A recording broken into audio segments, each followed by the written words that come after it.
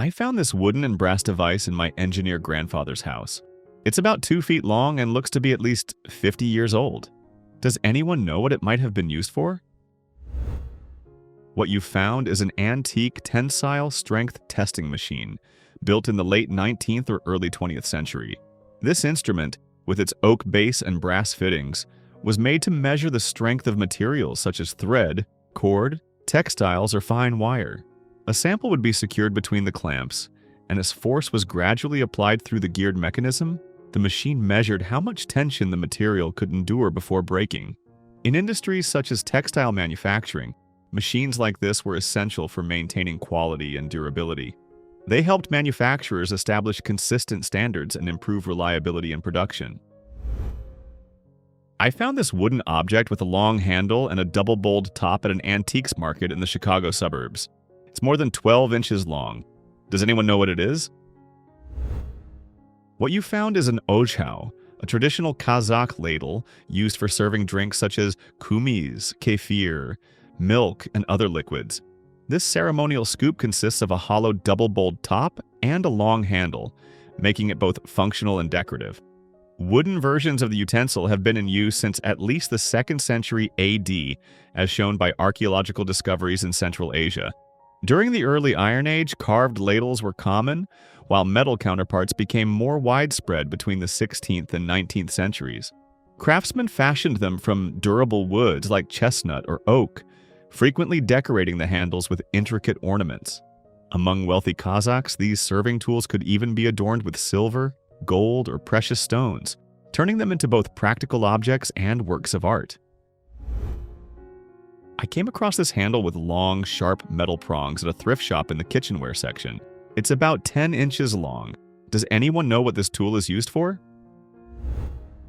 What you found is a cake breaker, a utensil designed specifically for cutting delicate cakes like angel food cake. Unlike a knife, which would crush or compress the cake's light, airy texture, the thin prongs of a cake breaker glide through gently, keeping the slice intact.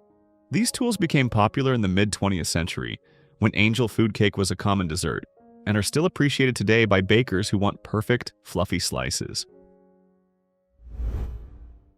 I found this metal object with wire fingers and a long rope at an old decommissioned salmon canning facility on the west coast of British Columbia. Does anyone know what this could be? What you found is a Newman chimney brush, a specialized tool designed to remove soot and creosote from chimneys. Its construction includes wire fingers connected to a top plate that slide through a lower plate.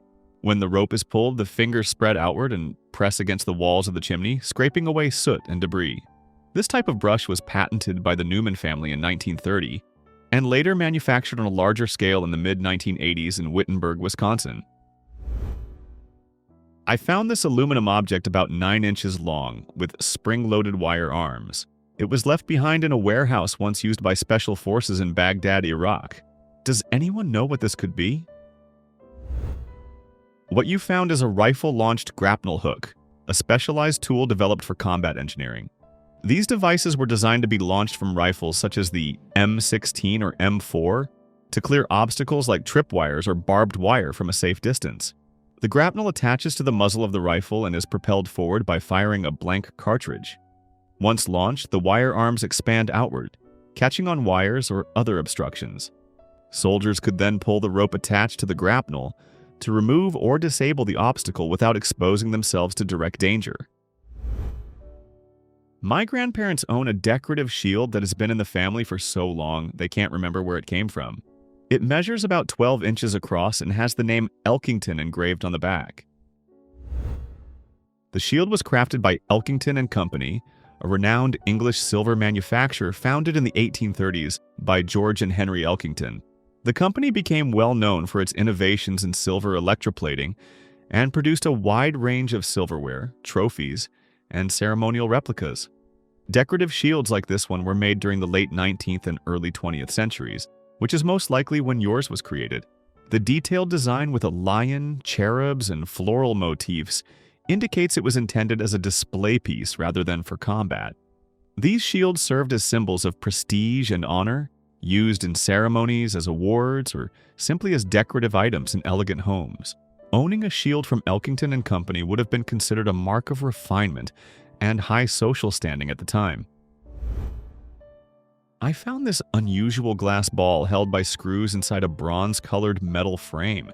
The whole object stands about 10 inches tall, and the sphere itself is roughly 7 to 8 inches in diameter.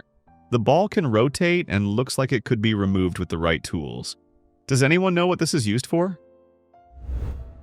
What you found is a Campbell-Stokes sunshine recorder, a scientific instrument used to measure the duration of bright sunshine during the day. It was invented by John Francis Campbell in 1853 and later improved by Sir George Gabriel Stokes in 1879. The glass sphere works like a large lens, focusing sunlight onto a specially designed recording card placed in the metal frame. As the sun moves across the sky, the concentrated light burns a trace on the card. The length and depth of these burn marks indicate the total number of hours of bright sunshine for that day. This device became a standard tool at meteorological stations around the world from the late 19th century through much of the 20th century. Although simple in design, it provided a highly accurate visual record of sunshine hours. One limitation, however, is that when the sun is very low in the sky, the rays may not be strong enough to leave a mark, so it records only periods of strong, direct sunlight. What is this small brass tool with evenly sized prongs marked with even numbers? We picked it up at a beach thrift store, but we're not sure what it's for. What you found is a set of gold testing needles, a tool traditionally used by jewelers and appraisers to determine the purity of gold. Each prong is made of gold of a specific carat, usually ranging from 8 to 24 carats. The numbers stamped on the prongs represent those carat values. To use the set, a jeweler would rub both the unknown gold sample and one of the needles against a black testing stone, leaving thin streaks of metal. Acid solutions of different strengths were then applied to the marks. If the acid dissolved the streak from the sample while the one from the needle remained, it meant the sample was of a lower purity than that needle. If the streak stayed intact, the sample matched or exceeded that carat level. A friend came across these two objects while diving in Makaha, Hawaii. They are hard, orange-brown in color, about the size of a large grape, and have a strange layered shape with a crease down the middle. They are solid all the way through and look very similar but not identical. What you found are mouth plates from a pufferfish. These plates are made of tough, layered material that allows the fish to crush and break open the shells of mollusks and crustaceans, which make up a major part of their diet. The crease down the middle marks where the two halves of the beak-like structure meet. Pufferfish are known not only for their unique defense of inflating their bodies, but also for their powerful bite. Many species carry tetrodotoxin, one of the most potent natural poisons, concentrated in their internal organs and sometimes in their skin.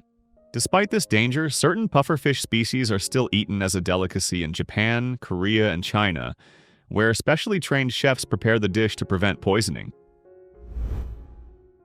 I came across this ornate hollow tube in an antique collection. It's telescoping, has a notched end, and measures about 5 inches long when closed. Does anyone know what it might have been used for? What you found is the handle of a lorgnette, a type of spectacles attached to a handle instead of being worn on the face.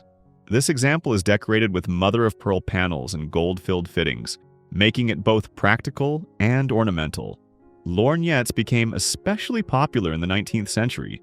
While they could assist with vision, they were most often used as elegant accessories. Ladies at the opera, masquerade balls, and other social events carried them, not only to see better, but also to make a statement of fashion and refinement. My grandfather found this small wooden container on a beach in New Jersey shortly after World War II. It has a removable plug, and the top cap twists off. Does anyone know what this could be? What your grandfather found is a powder flask, a small container designed to safely store and dispense gunpowder for muzzle-loading firearms. These flasks were widely used from the 17th through the 19th centuries by soldiers and hunters. The wooden construction was practical because it minimized the risk of sparks, which could be disastrous when handling gunpowder. Other typical materials for flasks included brass, leather, and animal horn, all chosen for their durability and safety. The main purpose of a powder flask was to carry a measured amount of black powder that could be quickly poured into a musket or pistol during reloading. We found this iron needle with Arabic inscriptions while magnet fishing in a canal in the United Kingdom. It's about 5 inches long, 0.4 inches wide, and weighs roughly the same as a small paperweight. The writing appears on all 4 sides and looks different on each. What you found is most likely an Indo-Persian talismanic nail, a type of artifact that was widely used in northern India and Persia during the 19th century. These nails were typically made of iron and inscribed on all sides with Arabic script, usually containing Quranic verses or protective prayers. The purpose of these objects was spiritual rather than practical. They were driven into the walls, doors, or corners of buildings as a safeguard to ward off evil spirits and misfortune, protecting the people who lived inside. The inscriptions on each side were believed to enhance the nail's protective powers, turning it into both a physical and spiritual shield. I found this small strip of paper with numbers and writing on it in the drawer of an old dresser. It was tucked beneath newspapers from the 1940s. Does anyone know what this could be? What you found is a type of promotional stamp that was popular in the United States during the mid-20th century. Grocery stores and other retailers handed out these stamps to customers based on how much they spent. Shoppers would collect the stamps in special booklets provided by the store, and once the booklets were filled, they could be redeemed for items from a prize catalog. The prizes ranged from household goods and toys to decorative pieces, making the stamps an early form of a customer loyalty program. This practice became especially widespread in the 1930s and remained common through the 1960s. The most famous example was S&H green stamps, though many regional companies produced their own versions. I came across this metal object with a wooden handle and evenly offset prongs. It's marked Inox France. Does anyone know what it is? What you found is a potato fork, a specialized kitchen tool designed to safely handle hot potatoes. Its offset prongs provide a firm grip, making it easier to hold a potato while peeling or cutting, and helping to reduce the risk of burns or slips. The marking Inox France indicates that it is made of stainless steel, inox being short for inoxidable, the French word for stainless. In the last video, I asked you to identify this metal tennis racket with a hook on the back, attached to a chain with a ball at the end. This item is used to measure the height of a tennis net. The hook hangs on the top of the net, and the net is adjusted until the ball just touches the grass. I really appreciate everyone who shared their guesses in the comments. It helps the video reach more people and allows the channel to grow. Now I want to invite you to identify another unusual object. This piece is made of terracotta and has sunflower designs on each end. What do you think it was made for? Leave your guesses in the comments and I'll reveal the answer in the next video. Thanks so much for watching all the way to the end. I hope you found it interesting. If you enjoyed the video, please give it a like and consider subscribing. It really helps with the YouTube algorithm and lets more people discover the channel. Thanks again, and see you next time.